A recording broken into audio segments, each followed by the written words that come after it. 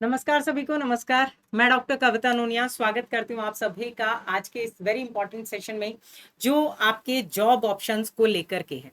बहुत सारे स्टूडेंट्स का मेरे से ये सवाल है कि मैम हम एमए करना चाहते हैं, लेकिन क्या हिंदी से एमए करने के बाद में जॉब के स्कोप है? क्या यूजीसी नेट करने के बाद में जॉब लग जाती है? तो वो आपका टॉपिक अलग है। पहले हम सिंपली जो है कि अगर आपने पीजी किया है अपने विषय को लेकर के, अगर आपने एमए किया है हिंदी से, तो आपके करियर के क्या क्या ऑप्शंस आपके लिए खुल जाते हैं। ठीक है, ऐसा नहीं है कि ग्रेजुएशन करने के बाद में नहीं खुलते हैं। ठीक है, ग्रेजुएशन के बाद में भी खुल जाते हैं, लेकिन पीजी करने से अगर आप अपने संबंधित विषय से अगर आप एमए कर लेते हैं, तो आप अपने मास्टर ऑफ आर्ट्स जिसको कहा जाता है, तो आप अपने विषय के मास्टर्स हो जाते हैं। ठीक है, तो वैसे ही इसलिए एमए के बाद में ज्यादा ऑप्शंस आपके लिए खुल जाते हैं। तो सब मैं आपको एकदम टॉप टॉप वाले सारी चीजें बताऊंगी जिनको आप अप्लाई कर सकते हैं और जिनसे एक अच्छी रोजगार या अच्छी आजीविका जो है वो आप कमा सकते हैं अपने जीवन में हिंदी विषय को लेकर। अगर देखिए, अगर आप सबसे पहले ग्रेजुएशन की बात करें कि अगर आपके बीए में जो है वो हिंदी ऑनर्स रहा है। ठीक है, जैसे अगर मैं मेरी बात करूं तो मैंने हिंदी ऑनर्स से किया था दिल्ली विश्वविद्यालय से, कमला नेहरू कॉलेज से हिंदी ऑनर्स से मेरा जो है वो ग्रेजुएशन कंप्लीट हुआ था। तो अगर आपका हिंदी है बीए में, अगर आपके हिंदी जो है वो ऑप्शनल में रहा है या आपने हिंदी रखा है और आप जो है वो यूपीएससी की तैयारी करना चाहते हैं, तो उसके लिए आपका एक वैकल्पिक विषय जो है वो तैयार हो जाता है। ठीक है, पहला ऑप्शन की जो भी एस्पिरेंट जो है वो यूपीएससी की तैयारी करना चाहते हैं, तो उसके अकॉर्डिंग आपके लिए हिंदी का जो है वो बहुत ही महत्वपूर्ण स्थान जो है हिंदी आपका सब्जेक्ट जो है आपके लिए रखेगा। ठीक है, दूसरा इंपॉर्टेंट आता है कि आप जो है वो टीचिंग में अपना करियर बना सकते हैं, यानी कि आप शिक्षक शिक्षक के रूप में। अब शिक्षक जो है वो इसमें आपको दो रूप में देखने को मिलेंगे, एक तो स्कूल के स्तर पर, ठीक है, और एक जो है वो कॉलेज और यूनिवर्सिटी के स्तर, कॉलेज और यूनिवर्सिटी के स्तर पर जो है। तो दोनों में जो है वो थोड़ा डिफरेंस क्या है कि यहाँ पर जो है वो आपको बीएड होना चाहिए आपके सब्जेक्ट के साथ। ठीक है, आपका जो सब्जेक्ट है, तो उस वो सब्जेक्ट अगर आप स्कूल में अपना करियर बनाना चाहते हैं तो आपको बीएड जो है वो करना होगा। और बीएड के में अगर आप सिर्फ जो है वो अपना जिसको हम कहेंगे कि सेकेंडरी लेवल तक करना चाहते हैं, कि भाई आप सेकेंडरी लेवल तक जो है 10th तक जो है वो अगर आप हिंदी पढ़ाना चाहते हैं, तब तो आपको एमए करने की भी जरूरत नहीं है। सीधा बीएड करेंगे, बीए के बाद में बीएड कर लिया या इंटीग्रेटेड वाला आपने कर लिया, तो वो आपका हो जाएगा। लेकिन अगर आप जो है वो हायर सेकेंडरी, ठीक है, हायर सेकेंडरी यानी कि 11th 12th को पढ़ाना चाहते हैं, तो आपका एमए भी होना चाहिए और बीएड भी होना चाहिए।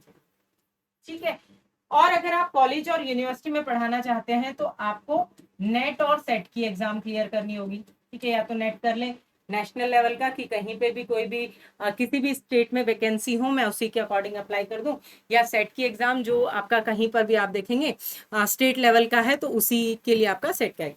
यहाँ पर आपको ये दोनों एग्जाम देने के लिए आपको क्या होना चाहिए, आपके संबंधित विषय में आपको पीजी करना है, पोस्ट ग्रेजुएशन जो है अपना करना है जिस भी विषय में आप करना चाहते हैं। तो मैं यहाँ पर स्पेशली हिंदी के लिए बता रही हूँ, तो हिंदी में आपका एमए होना चाहिए।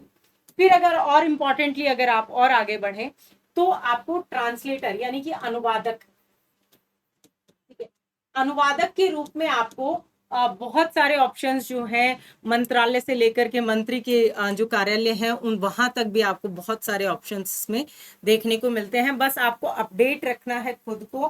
ठीक है, तो हिंदी अनुवादक के रूप में जो है वो आप अपना करियर यहाँ पर बना सकते हैं। ठीक है, उसके अलावा हिंदी समाचार वाचक, अगर आपकी अपने विषय पर अच्छी पकड़ है, ठीक है, तो हिंदी समाचार वाचक के रूप में या आप पत्रकारिता के रूप में, हिंदी पत्रकारिता के रूप में आप अपना करियर बना सकते हैं।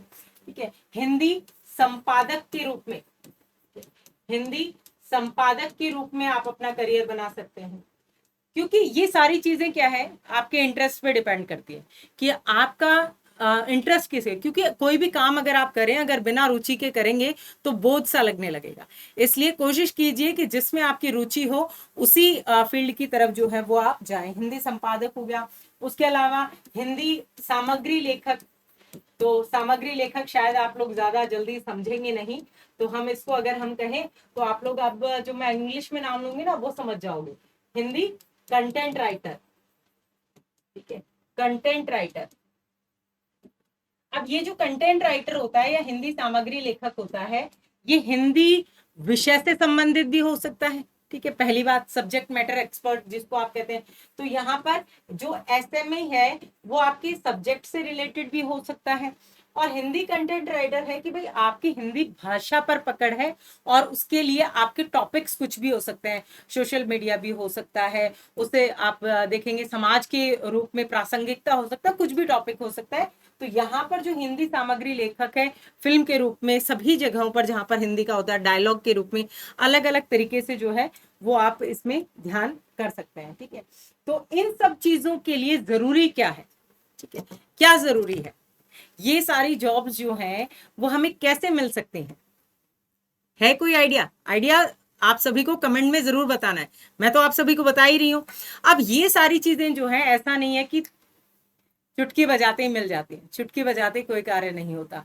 पेशेंस, यानी कि स्टूडेंट जो है, जो एस्पिरेंट है, उसके लिए सबसे महत्वपूर्ण चीज होती है धैर्य। आपको अपने जीवन में धैर्य के साथ आगे बढ़ना है। एकाग्रता, ठीक है, बहुत इंपॉर्टेंट चीज है धैर्य और एकाग्रता, यानी कि फोकस रखना है जो भी आप कार्य कर रहे हैं जिस भी फील्ड में, तो उस पर फोकस रखना है, अपने आप को अपडेट रखना है और अवलोकन का जो कौशल है आपका, अपनी जो स्किल है उसको डेवलप करना है।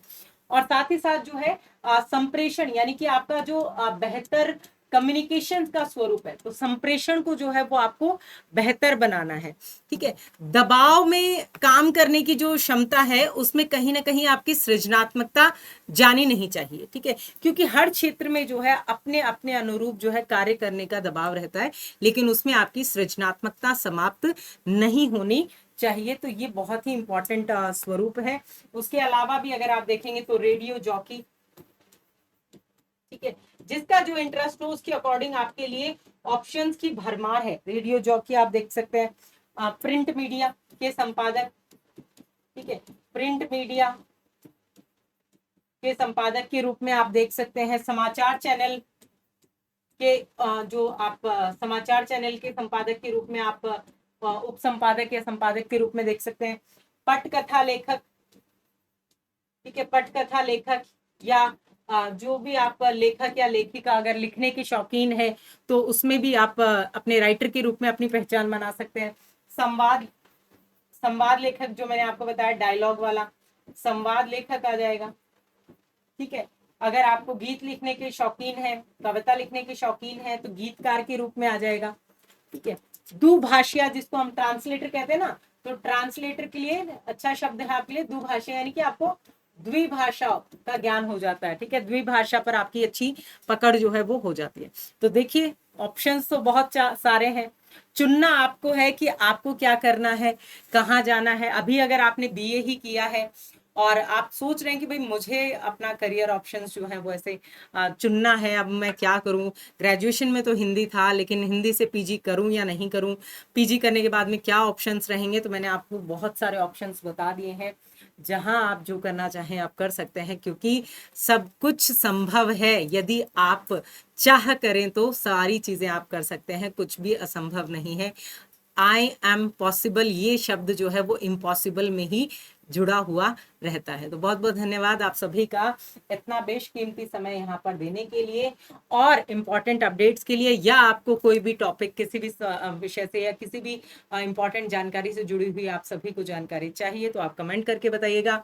और मुझे कमेंट करके आप ये बताइएगा कि क्या आपने एमए हिंदी से कर लिया है या नहीं किया है, क्या आप अपना करियर जो है वो हिंदी में बनाना चाहते हैं, कमेंट करके जरूर बताइएगा। बहुत बहुत धन्यवाद।